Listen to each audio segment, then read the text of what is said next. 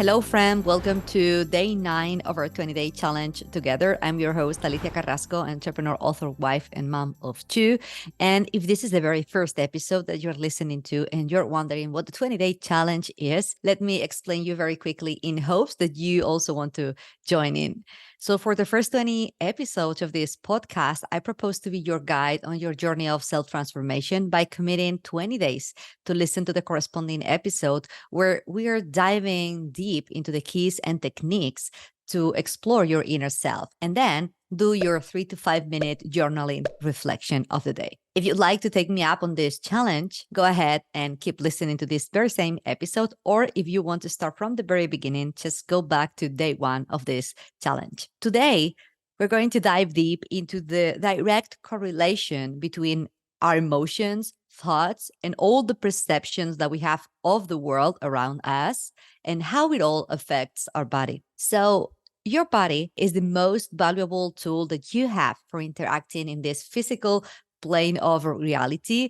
And we've been talking a lot about this in earlier episodes in this challenge.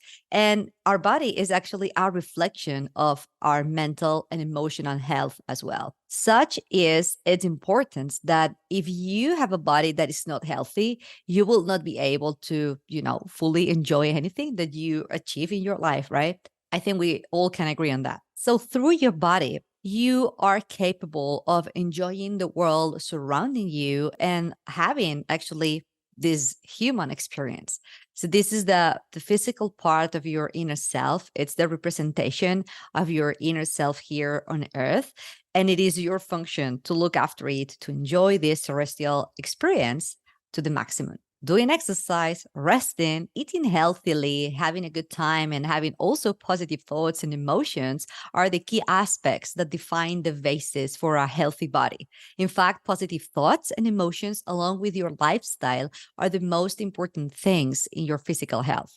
So, to a large extent, the correct functioning of your internal organs in your body depends on all the actions that you do continuously in your day to day and the emotions, thoughts, and all the beliefs that you have. So, our organs actually, what they do is they compile information that they receive from the outside to help you evaluate and make decisions. And it is very important to be aware of what kind of information you are sending to your body and specifically to your organs, because it is through those stimuli that they are going to react and help us act in this perceived reality accordingly. And it is okay to feel frustration or rage or nervousness or fear at times, because perhaps these emotions help us to improve certain aspects of ourselves, or they help us to even face certain obstacles in our life.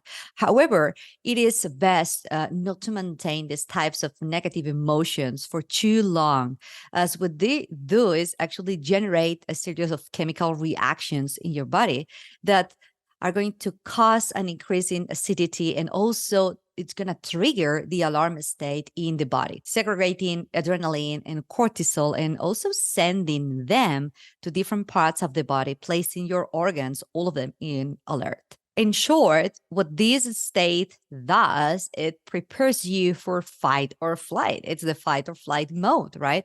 And it places you on that total alertness in the event of a situation that you perceive as a threat. This type of physical response is actually innate, and its purpose is your survival, our survival as a species, right? However, this physical state places your body in a situation which takes it out of its natural balance, weakening your immune system along with other consequences. And our body is actually prepared to assume this type of alarm response, but it is not to live in that state continuously. If this happens, physical problems may begin to appear, such as, for example, ulcers, or maybe digestive problems, or maybe anxiety or depression, etc. That's why it is very important for each one of us to regain calm and balance in your body after you, especially after you've experienced this alarm state in your body. So, to a large extent, you are capable of harming your physical body if you continuously store toxic thoughts and emotions in your mind.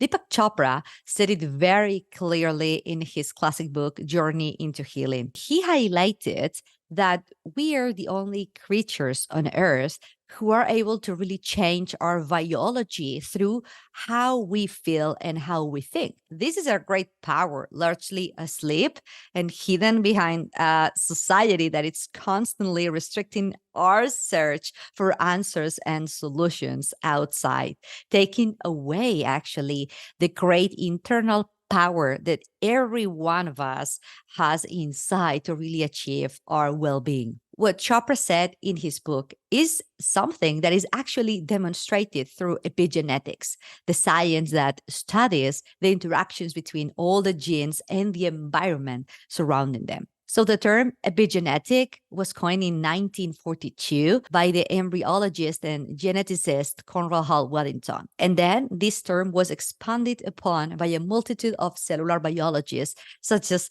the internationally renowned Bruce Lipton. So epigenetics scientifically shows us that our DNA is not what actually determines our cellular behavior.